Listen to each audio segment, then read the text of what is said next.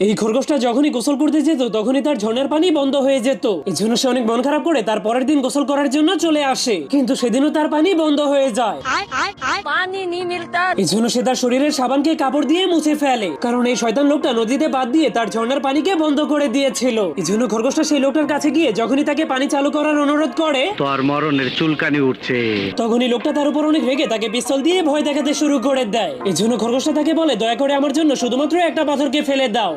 এই জন্য লোকটা তার কথায় রাজি হয়ে একটা পাথরকে সরানোর জন্য চলে যায়। अगर हम करें तो करें क्या, बोले तो बोले क्या। কিন্তু একটা পাথরকে সরালেই সেই পুরো বাটটা ভেঙে লোকটা পানির সঙ্গে ভেসে যায়। এই জন্য খরগোশটা অনেক খুশি হয়ে সাবান দিয়ে ঝর্ণাতে গোসল করতে শুরু করে দেয়, কিন্তু সেই শয়তান লোকটা আবারও পানিকে বন্ধ করে দেয়। अबे कौन है बे तू?